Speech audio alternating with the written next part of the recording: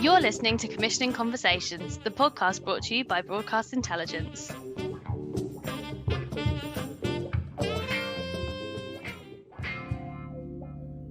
Hi, and welcome to Commissioning Conversations. I'm Heather Fallon. And I'm Alice Redman. And we are both reporters and researchers for the Commissioner Index. This week we'll be discussing international commissioning. And why producers should be starting to look around the world for co-productions. I also spoke to Sam Linton and Alison Barrat from Blue Ant Canada about the opportunities that they have for producers. So listen up for the opportunity to travel around the world with us without a mask and hand sanitizer. Sounds dreamy. So, hi Heather. Hi Alice. This is a very exciting episode for both of us, as the thing we have both been working on since December is finally coming to light and being released out into the world. I know. We've expanded our lovely Commissioner Index with all these shiny new international commissioners. It's so exciting, and it's a really great step for not only the Commissioner Index, but also I think for the producers that are subscribed to us, because I think it's a really exciting time for people who make television content and more to start to look around the world.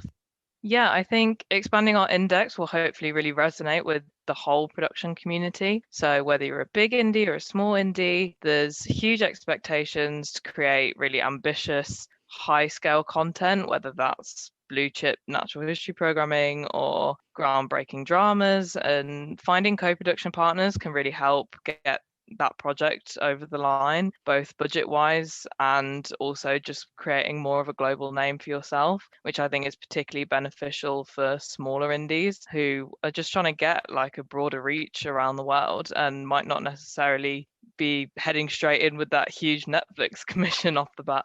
Exactly. And I also think just looking at the past year we've had, or probably now soon it'll be 2 years of feeling the effects from the pandemic, I think, being able to take some funding from Channel 4 in the UK and France Télévisions in France and all of these amazing producers of great content, being able to dip into their budgets and their expertise of their commissioners and their channels and also their cultures, I think is just going to be really beneficial. And I think a global way of working really is where the industry is headed.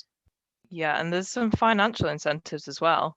I spoke to Screen Ireland recently about some of those incentives over in Ireland, and it includes a 32% tax credit for television, animation and film productions, and that's been extended out into 2022, which is great news for people looking to work over in Ireland. And there's also additional funding bodies like the Broadcasting Authority of Ireland, Sound and Vision funding. There's a lot of opportunities there, and luckily for our subscribers on the index, we've interviewed the whole of Virgin Media Ireland and RTE, so there's plenty of opportunities there.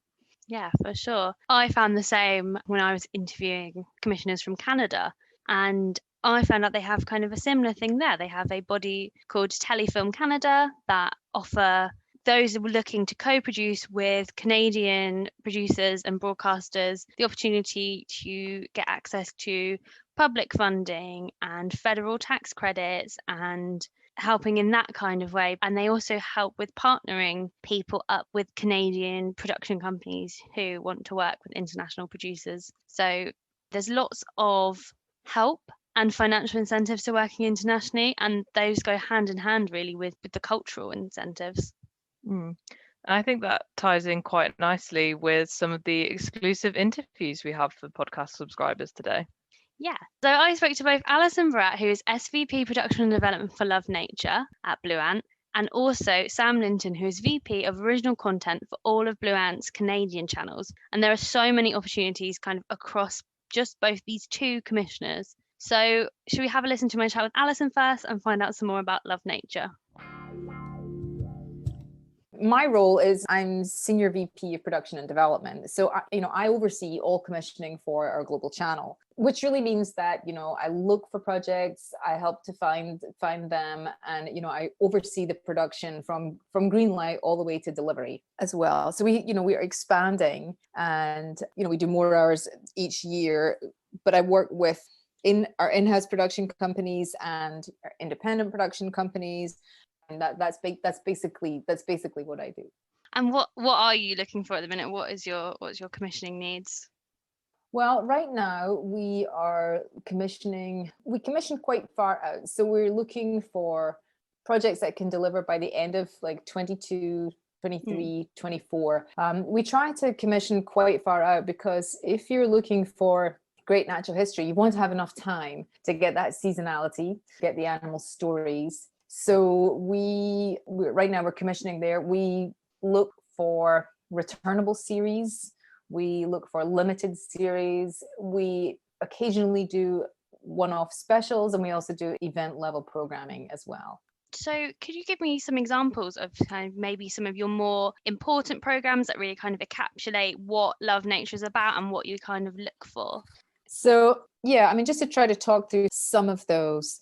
I mentioned that we do returnable series, and those tend to be like character-led, strongly story-driven. And one that we have right now that we're into season 2 of is Malawi Wildlife Rescue. And that follows, it's an all-female veterinary team in Malawi. They're totally dedicated people, and they work to rescue the animals, treat them, rehab them, and then release them. So it touches on things like the illegal wildlife trade, confiscations, poaching, that kind of thing. And it's really heartwarming.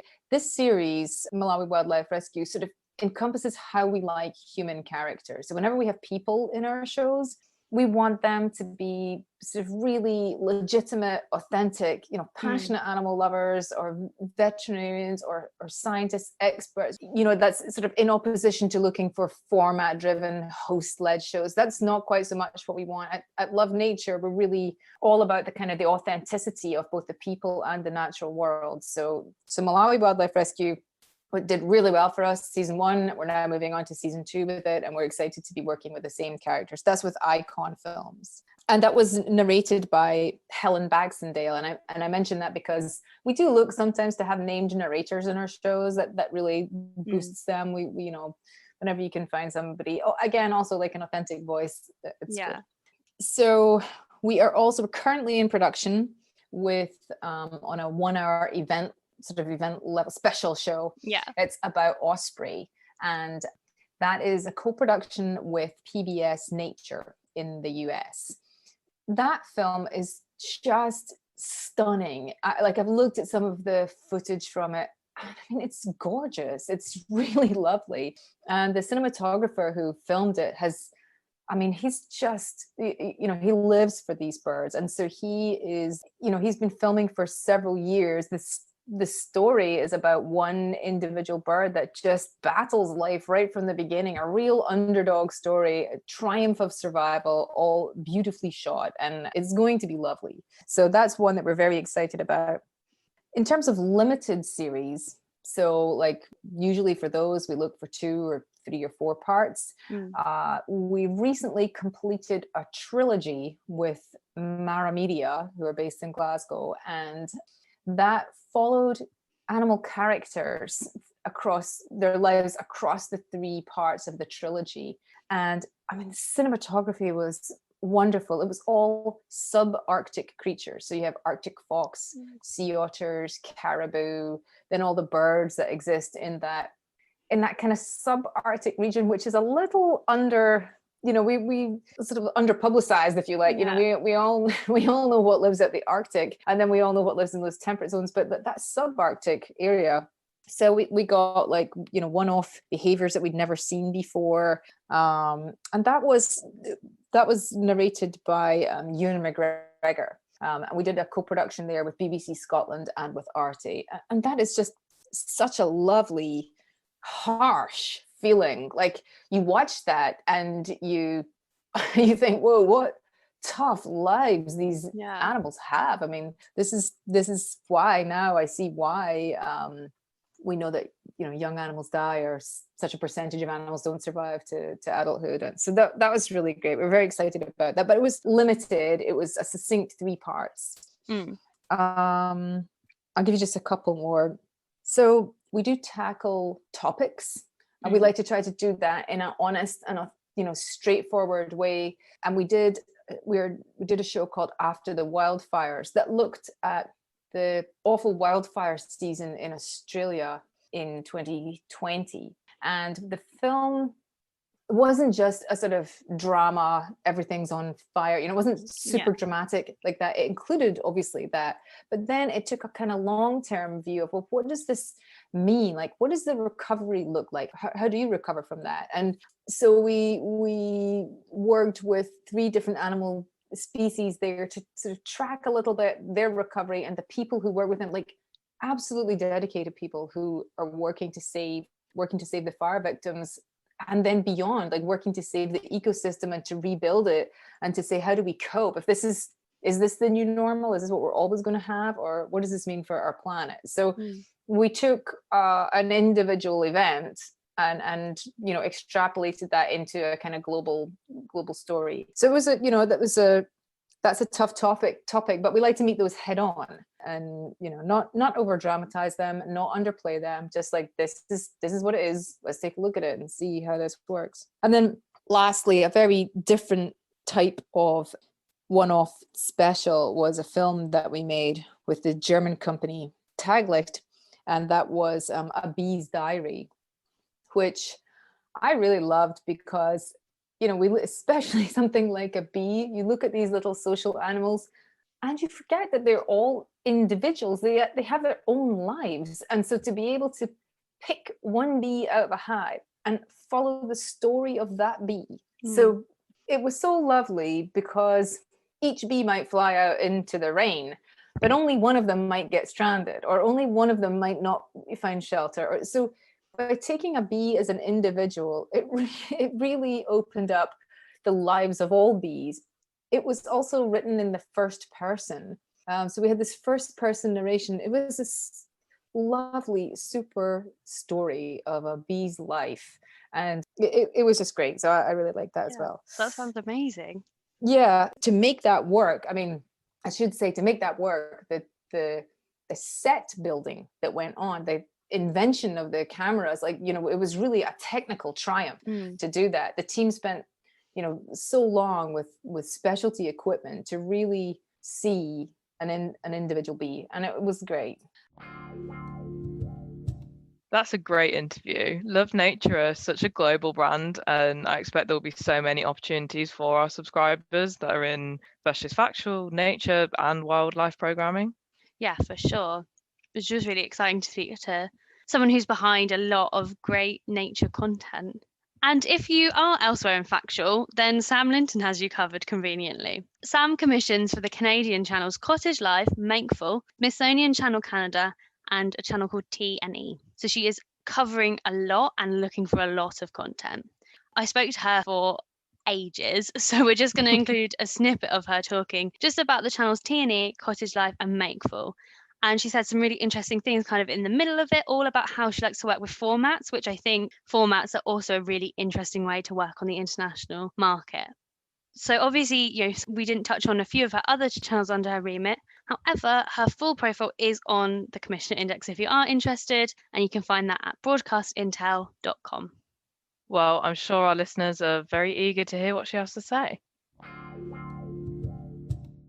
And I know you said 8 channels there, so I wondered if you could very quickly maybe give me an overview of each and kind of how they differ and what each channel is aiming for, and some examples. And they are niche channels. For the most part, I'm operating in the factual world. So the unscripted world really is where we make our living rather than the scripted side of the business. So let's go through them. So we have one of our largest channels called T&E, which really is all about the paranormal and speaks to a paranormal audience. This is an audience that comes because they love to be scared. They love to be freaked out. They love the adrenaline rush of a scare and a really good ghost story. And we've had a lot of success.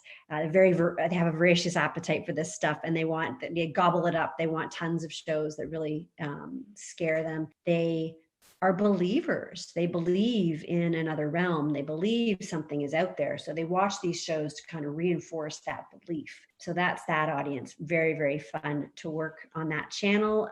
We've had a recent hit with a series called Hotel Paranormal, hosted by Dan Aykroyd, a famous Canadian who was at the core of the Ghostbusters brand. So that's been a really fun one to work on. We then, I'll now talk about Cottage Life. As a brand, Cottage Life is a brand that speaks to an audience that loves the thrill of being outdoors and the adventure of getting away from it all. So how we do that on the TV side is by shows about survival, extreme weather, wildlife rescue, and mysteries. Recently, our audiences love mysteries. So we had a great success with a series called Life Below Zero Canada, which was a documentary series about people who live off the grid in northern parts of Canada. And it was our top rated, most successful series ever on the channel. And that really speaks to this kind of survivalist fantasy that I think a lot of us have, and is actually even more timely right now. Was that So, linked with the Nat Geo Life Below Zero? you got it. Yeah. So that was an interesting thing. I'll just take a side step for a second. What we did is we acquired Life Below Zero, the American version, onto our channel. And after we saw how our audiences loved it, we thought, you know what, maybe we should do a Canadian version of it. So we acquired the format rights from the BBC that owns the brand that is produced for Nat Geo US. And in partnership with them, produced it as a Canadian original series, which then we like to say, who owns the North, right? So it was a perfect series to do for our channel. Interesting way of kind of working with the format as well. Yeah, you know, because our channels are small and our audiences are niche, it really is the only way for us to work with a format. We're going to have to acquire it first, see if it can find an audience, and then if it does, build it up as a Canadian thing. We don't have, unfortunately, the resources to just bite off a format right away. Even if we see that it performed well around the world, we want to test it with our audiences. Which brings me to our channel Makeful.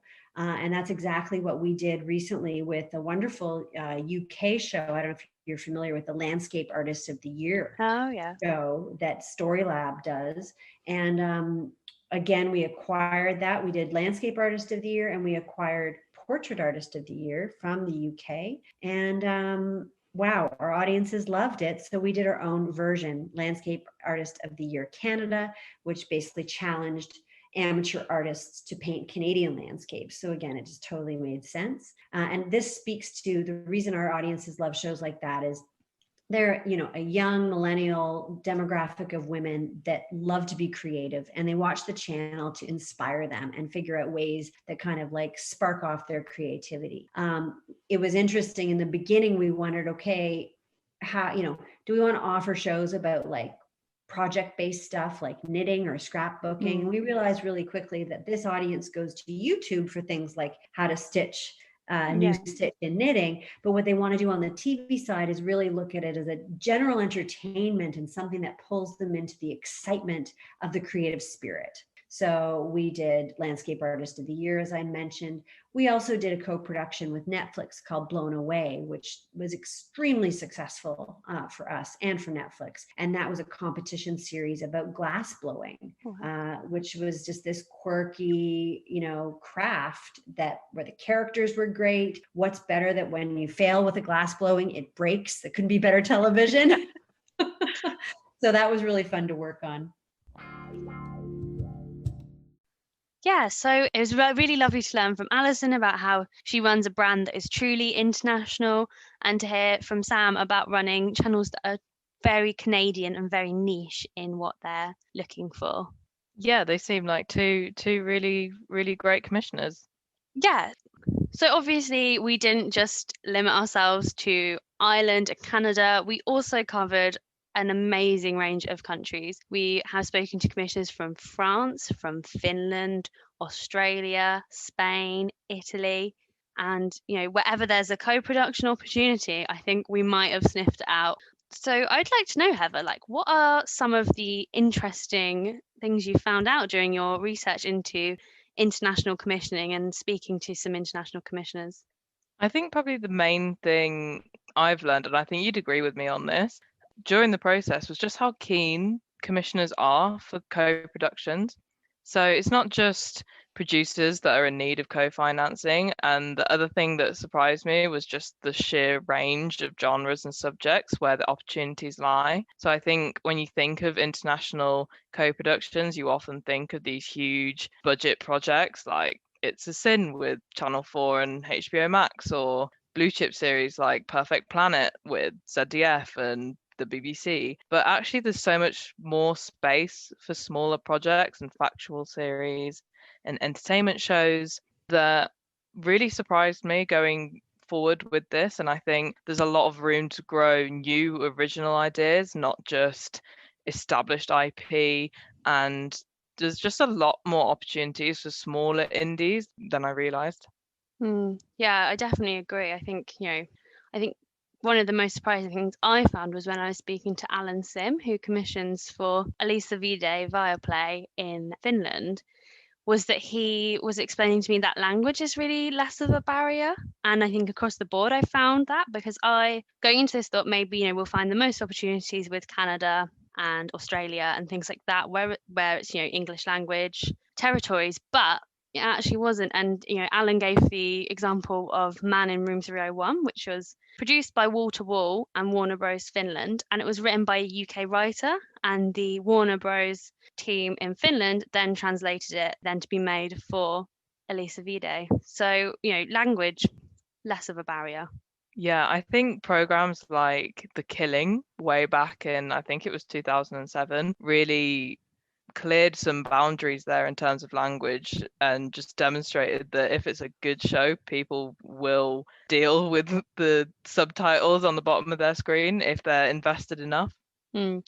Yeah, we also have Netflix to thank for their place in this. The globalization of content is, I think, as much as people like to say Netflix is ruining certain aspects of linear television and things like that, I think they are very responsible for this globalization of content, which is also positive. Yes, thank you, Netflix, for all that you do for us. Thank you, Netflix, for all of the binge watching and also the globalization of content. It's the double-edged sword. They've got me at my lowest point on the 20 millionth episode of The Office I've watched in the past 6 months, and also at the highest, discussing global content on a podcast. Exactly. Well, I think that looks like a great place to wrap up. I think it does. So the Commissioner Index now lists over 50 commissioners from outside the UK and the US, featuring channels such as those mentioned today and many more. Yes, and if you're interested in coming on to the podcast to chat with us or want any more information about international CI, we would love to speak with you. So drop us a line at info@broadcastintel.com or one of us. Our email format is firstname.lastname@broadcastnow.co.uk. We'll be back soon with more, but until then, happy pitching. Happy pitching. Bye. Bye.